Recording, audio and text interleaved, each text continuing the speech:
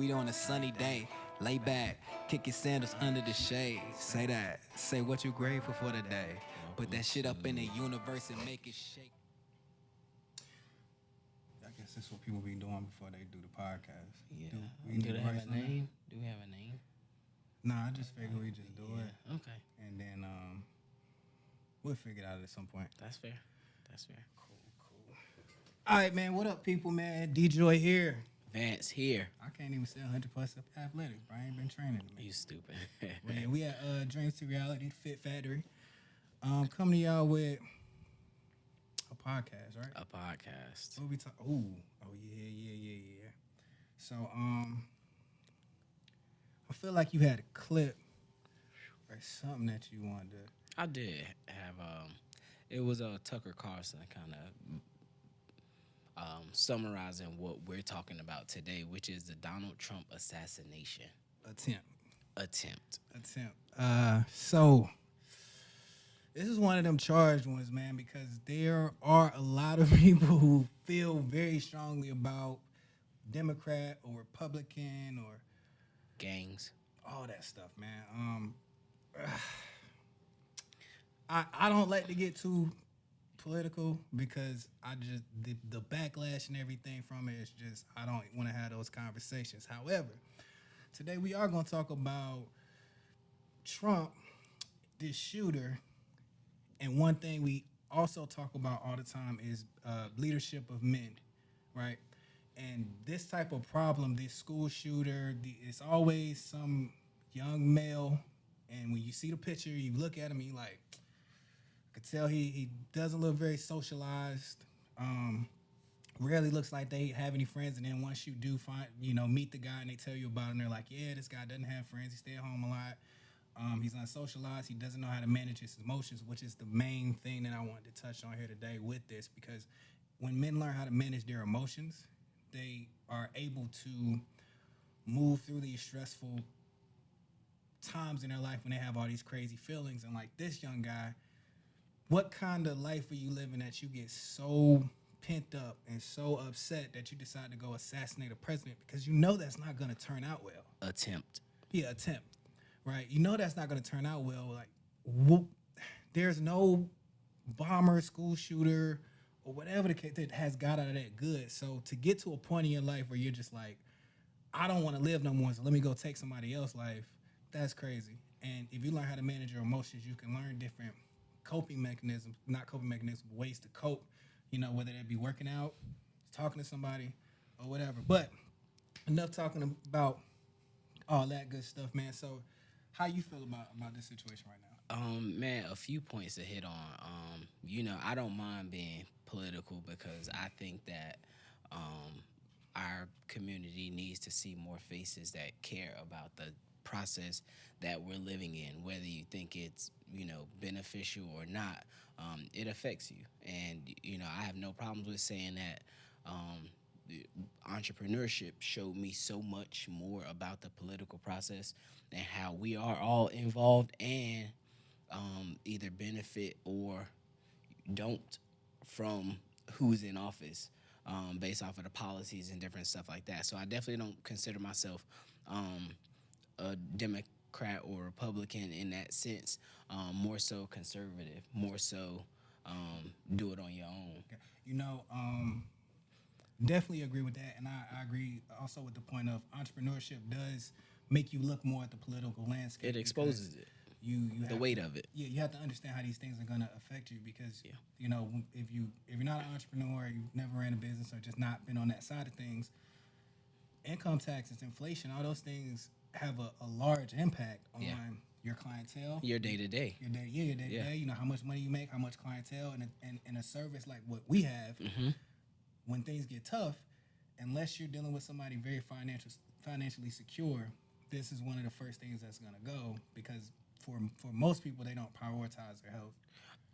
And I think too, man, just kind of like jumping back on the Trump track, it's just like when you're doing something of value, when you're doing something, especially even if it's for growth and the betterment of a society, it's going to be uncomfortable and ugly. Oh yeah, no. See, the thing with Trump that you and I were talking about earlier is he caused major disruption in the Washington D.C. area because On both sides of the 'cause line. we've had presidents on both sides where a Democrat, like there has, I can't remember, and I'm sure people are going to correct me in the comments if I'm wrong, but I don't remember there ever being a time where the a presidential a president elect, it's very very clear that they don't want him to run and they're afraid of him for some reason. Man, when he said drain the swamp, man, I'm a big fan of like people like it's the energy for me, like Trump, like Kanye, where it's like my dollars don't supersede my dignity. You know what I'm saying? My integrity. Integrity is everything. So I think once I start talking about something, I'm not gonna water it down because it makes this person uncomfortable or whatever the case is. Now, will I have a conversation about how something that I said or way that I felt made somebody feel? Absolutely, right? That's just part of being human. Right. But at the end of the day, like I'm not going to let a dollar amount or a certain level of comfort stop me from doing what's right. And I think that you see it. You can see it with every single thing that's happened. First, it was the racist, and then it was the sexual things, right? And then it was the attempted impeachments, and then it was the 4 indictments, and then it all comes to a head at an assassination attempt because people don't like when you're yourself, when you go against the status quo, when you're doing the right thing, and whether you benefit from it or not. First off, there are much more Trump supporters in the world than people are led to believe. There are Because many there are a more lot that of- need to be Trump. So like There are there's, a lot of silent. Like I support Trump, but I'm not gonna say there's a lot of that going on. I think there are a lot of ignorant Trump supporters. I think there are a lot of people who absolutely benefit from Trump being in office and running the business that is America, but because they're so indoctrinated and black people, you know how we're so used to being Democrats and different stuff like that, that we really can't see that like a lot of these policies are holding your greatness back. Right. You know what I'm saying? Like these entitlements and different stuff like that. It's a funny thing you say that because a lot of black people, especially back in the day and in the South, were very conservative. You know, conservative values are Christian, work hard, pull yourself up by your own bootstraps. Mm-hmm. Like that was what black people lived by. Farming. I mean, back in the day, like black people did not want assistance from anybody. The only thing they wanted once they got free was leave us alone.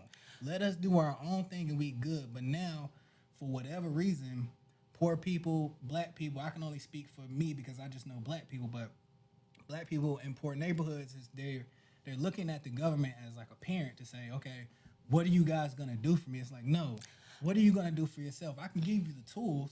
I hate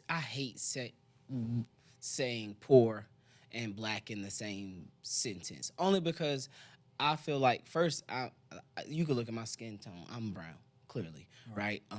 So I don't identify with being black. It's America. We're Americans. Right. That's one thing. But also too, I don't even think it's necessarily poor. I think it's financially irresponsible, and part of it is like look at how neighborhoods and demographics are set up, right? Like when you look at where Paneras are and different things like that versus where McDonald's are, that's all you need to know. Look, I heard a joke, but it was true, and honestly, I thought of this myself. If you ever anywhere and you in a bad neighborhood, all you gotta do is Google Target, Panera Bread, Starbucks, because they not gonna be in the hood. You know what I'm saying? And there's a reason for that.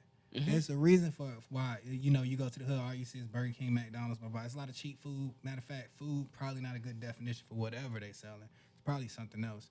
But I say that to say, you said not say poor people. I like to say poor people because I don't want to leave out the fact that it's not only black people that get, or African Americans that get hurt by these policies that, these policies like welfare and those things where people are generationally in these programs. There's also other races.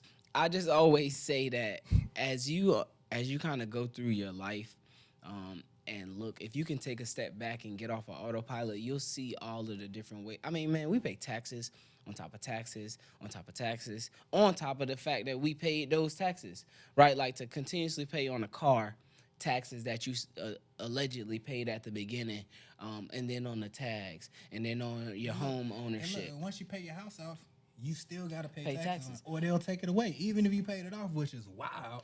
It's not wild. It's the business that is America. And so until you take a step back and you start to really find ways, you shouldn't own a house if you don't own a business or have a family, right? Like, but society, because it benefits from it, and that's with anything, holidays, weddings, all of that stuff, right? It's consumerism.